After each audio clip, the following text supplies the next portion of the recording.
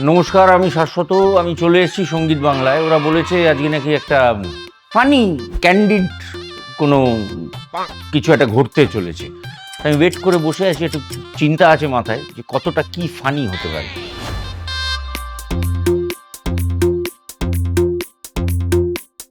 প্রথমবার প্রেমে পড়ার অভিজ্ঞতা কেমন ছিল? তখন স্কুলে পড়ি। আমার স্কুলে পড়তো এবং আমার পাড়ায় থাকতো একটি মেয়ে। তখনকার প্রেম তো অন্যরকম ছিল। মানে তার বাড়ির সামনে খেলাধুলো করা, ঘোরাঘুরি করা, যদি একটু পর্দাটা ফাঁক হয় ওতেই সারাদিনটা ভালো চলে যেত। তো ওই একটা ফিলিং, আমি জানি না আজকের দিনে ইয়াং ছেলেমেয়েরা সেই ফিলিংটা পায় কিনা। একটা বিয়েতে কোনটা ফার্স্ট প্রায়োরিটি? রোম্যান্স, রেসপন্সিবিলিটি না ফ্রেন্ডশিপ? একটা বিয়েতে যেটা আমার মনে হয়, বন্ধুত্বটা খুব বেশি ম্যাটার করে। বন্ধুত্বর জায়গাটা যদি না থাকে কোনোভাবে, তাহলে প্রেম জিনিসটা হয়তো বেশি দিন টেকে না। এটা আমার এক্সপিরিয়েন্স বলে। রিলেশনশিপ নিয়ে তোমার জেনারেশন আর এখনকার জেনারেশনের মধ্যে কি কি ডিফারেন্স তুমি নোটিস করো? লাভ অ্যান্ড রিলেশনশিপ নিয়ে যদি তিনটে তফাৎ আমার জেনারেশন আর তার পরের জেনারেশনে বলতে হয়, আমাদের কাছে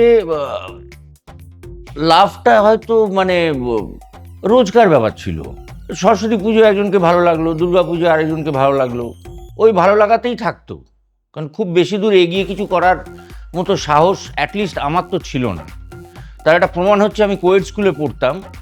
আমাকে যদি বেশি কথাবার্তা বলতে কেউ দেখতেন টিচাররা, আমাকে দুটি মেয়ের মাঝখানে বসিয়ে দিতেন, আমার কথা বন্ধ হয়ে যেত। তো এখনকার দিনে সেটা ঠিক উল্টোটা। ওরা এইসব ব্যাপারে এত ফোকাসড এবং এত র্যাশনাল, এত প্র্যাকটিক্যাল, যে ওদের কাছে কোনো রিলেশনশিপে ঢোকা বা প্রেমে পড়াটা অনেকটা ম্যাথামেটিক্সের মতো।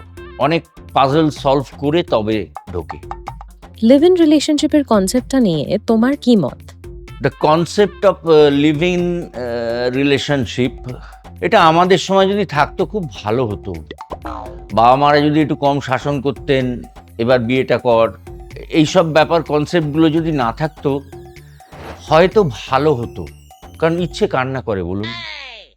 তোমার অভিনয় করা এমন একটা ক্যারেক্টার যেটা আজও খুব স্পেশাল? আমার এত বছরের কেরিয়ারে অনেক চরিত্রে অভিনয় করেছি।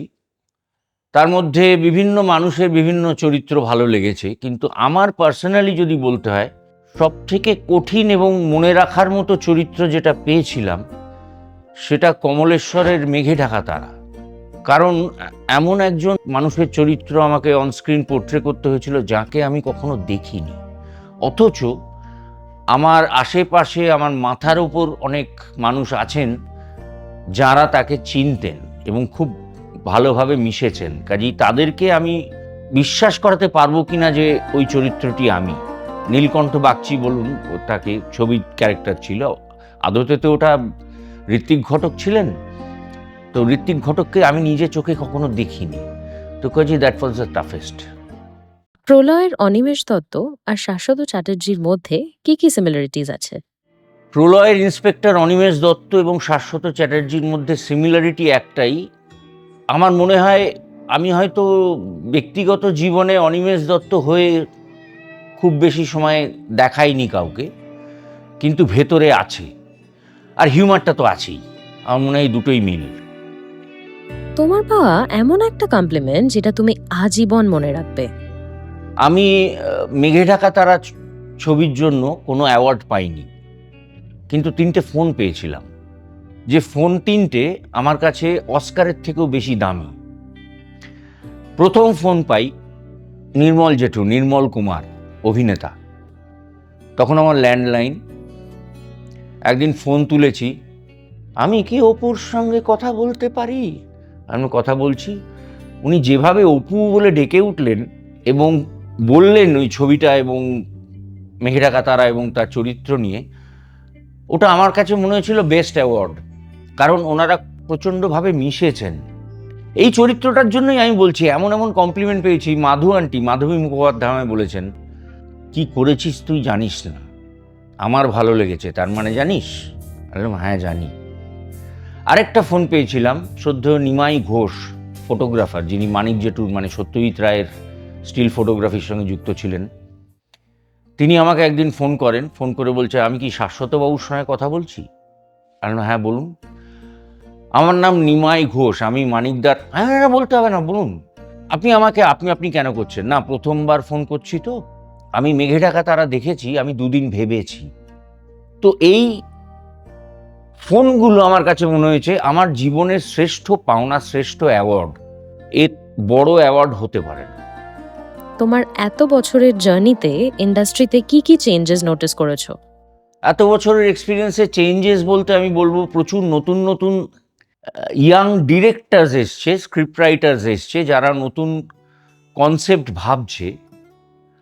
আবার আরেকটা দিকে বলবো যে দ্য ওয়ে এখন শুটিং হয়, সেইটা কোথাও গিয়ে একটু হাতের বাইরে লাগাম ছাড়া হয়ে গেছে। কারণ আগে আমরা শুটিং করতাম ক্যানে, মানে একটা শটের জন্য যদি একবার ফিল্ম বেরিয়ে যেত, সেটা কিন্তু খরচা। তো কাজেই অনেক ভেবে চিনতে প্রি প্রোডাকশন করে, শর্ট ডিভিশন করে ডিরেক্টরদের সেটে আসতে হতো। আজকাল অনেকটা ক্যাজুয়াল হয়ে গেছে। ওই এদিক থেকে একটু এই শটটা তো লাগবে, পুরোটা নিয়ে নিই, ওই শটটা তো একটা 2 শট তো লাগবে, পুরোটা নিয়ে নিই। এইটা হচ্ছে কি, পুরো প্রেশারটা ইউনিটের উপর এসে পড়ে। অ্যাক্টর, ডিওপি, ইলেকট্রিশিয়ান, লাইটে যারা কাজ করেন, প্রত্যেক ইউনিট মেম্বার্সের ওপর পড়ে। এবং আমার কোথাও গিয়ে মনে হয় যে এই যে একই শট 3-4 বার করে নেওয়া, মানে আমি একটা ছবির বাজেটে 4টে ছবি শুটিং করছি। এটা যদি আমরা একটু পাল্টাতে পারি খুব ভালো হয়। তোমার মেয়ে অভিনয় করতে চায় জেনে কি ফিল করেছিলে, আর মেয়েকে কি অ্যাডভাইস দিয়েছো? আমার মেয়ে যখন প্রথম আমি শুনলাম যে ও অ্যাক্টিং করতে চায়, এবং অলরেডি আমি জানতে পেরেছি যে ও একটা ছবি হিরোইন হিসেবে সাইন করবে, তখন তার আগে থাকতে দেখছি যে হ্যাঁ নাচ শিখছে, রিল টিল বানাচ্ছে এবং অ্যাক্টিং ওয়ার্কশপ করছে, একটা কিছু আন্দাজ করেছিলাম। কিন্তু আমি কোনোদিন আগ বাড়িয়ে কিছু বলতে চাই না, যেটা আমার বাবা শিখিয়েছিলেন আমাকে, যে প্রত্যেকের নিজস্ব লাইফ আছে, এবং সে যখন অ্যাডাল্ট হয়ে যায় তার লাইফটা তার ইচ্ছে অনুযায়ী চলা উচিত। তো আমি কোনো অ্যাডভাইস দিইনি, আমি বলেছিলাম করতে চাস ভালো, কিন্তু প্রধান ব্যাপার হচ্ছে যে সব ইউনিট একরকম হবে না, সব কাজ করতে ভালো লাগবে না, কিন্তু যখন কোনো কাজ অ্যাকসেপ্ট করবে মন ভালো রাখাটা খুব জরুরি, নইলে কাজ খারাপ হবে।